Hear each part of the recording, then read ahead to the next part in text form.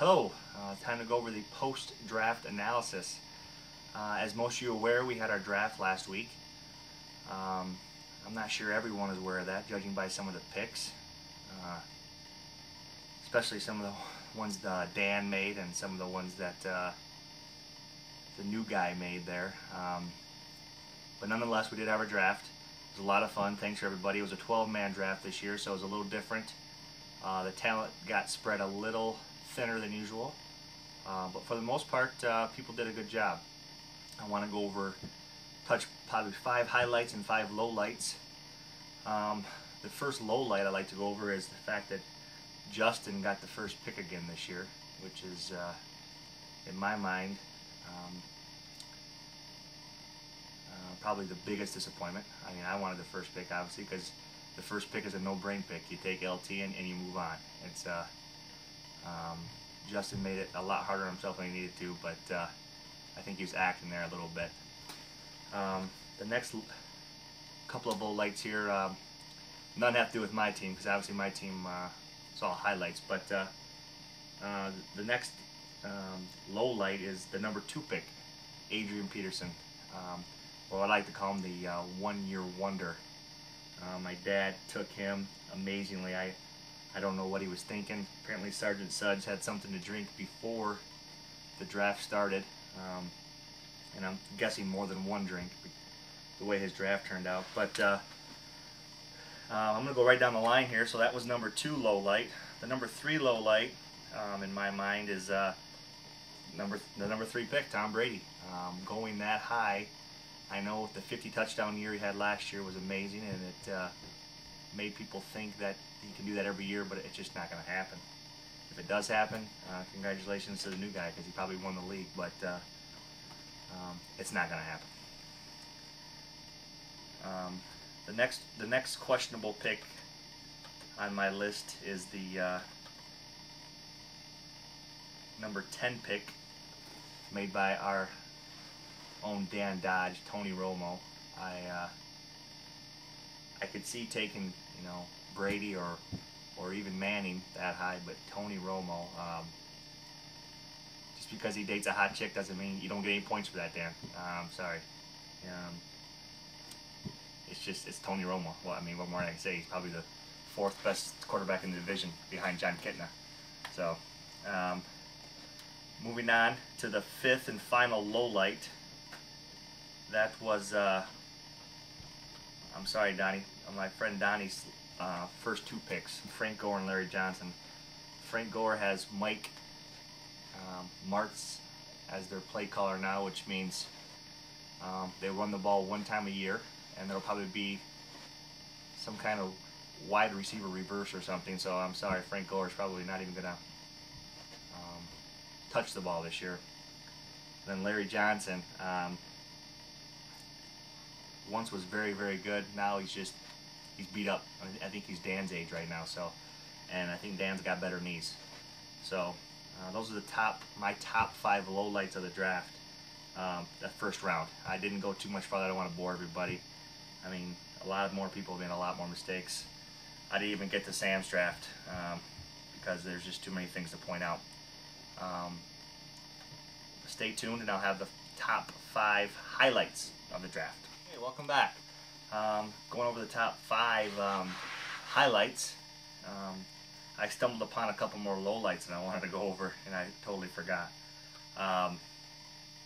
Sorry, Donnie. But Rudy Johnson, 6th round pick, he's cut. Doesn't even play for a team right now. Great pick. Do a little research next time. Who's their starting running back now? Oh, that's right. It's Perry. Who got him? Oh yeah, I did. Okay, sorry, Donnie. Bad pick.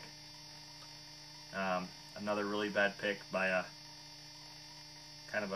I thought he was a smart guy, was Santana Holmes, numbered in the 4th round by Sergeant Suds. Terrible pick. I don't know how we let this guy win our league last year. Unbelievable. It blows my mind. But anyways, moving on to the highlights. I gotta go to Bikram or Bikram, whatever that means. I think it's some kind of I don't know what it means. I hope it's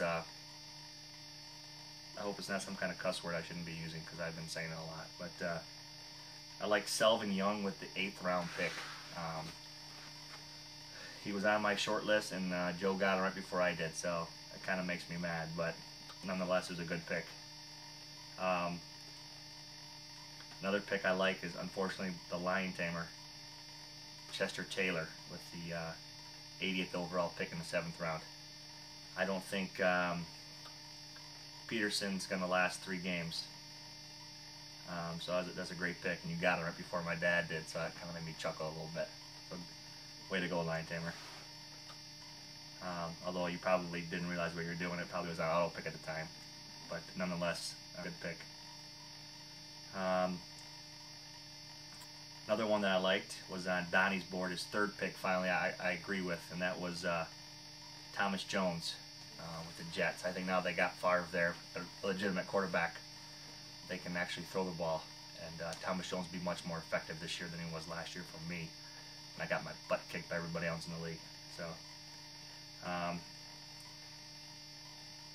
on that same note, Donnie, you went ahead and got Kelvin Johnson with his 4th overall pick. I think Donnie had the 12th pick in the draft, so he had to take him there because he wouldn't have got back to him. So it was a good pick at the time. So way to go, Donnie. I actually like that pick. Another person I think is going to surprise some people this year is Mark Bulger. He went in the 10th round by our friend Bikram again. So another guy that was on my short list. But Joe picked him up. Joe took the chance on him, and I think it's a pretty good chance. One guy that he went in the 16th round, but he might surprise some people at the end of the season when he gets picked up, and that's Shaun Alexander. Fear the Beef got him. He's not going to be a huge factor at the beginning of the season, but running backs get hurt, and somebody's going to pick him up, and he might be a good playoff guy. So Ron got him. So it's not a huge highlight, but it's a good pick overall. And then I wanted to get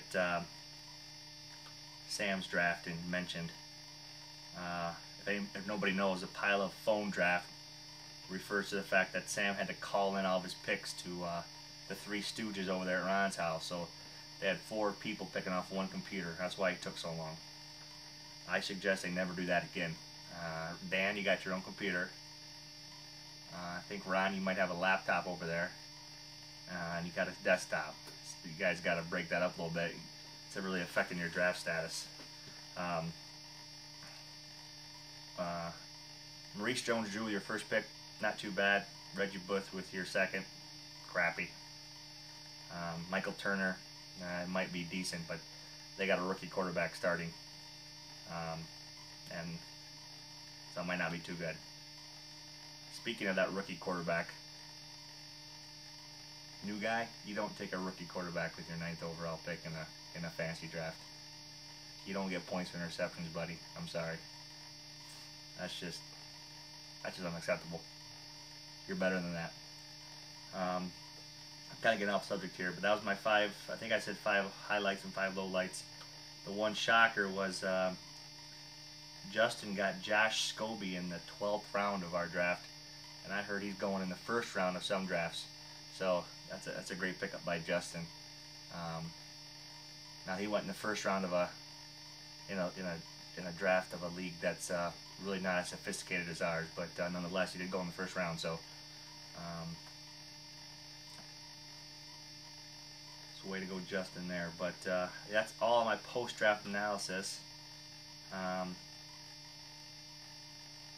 Overall, I think whoever the owner of Pigskin Conquistador, I think they have a real good shot of winning this year's draft. I look at their lineup, I don't see one hole. So it appears that that guy knows what he's doing. I'm not sure who that is, but that guy looks like a football genius. Probably the best draft I've ever seen in my entire life. To the rest of you, good luck. I don't know if he's even beatable, but good luck. That is all.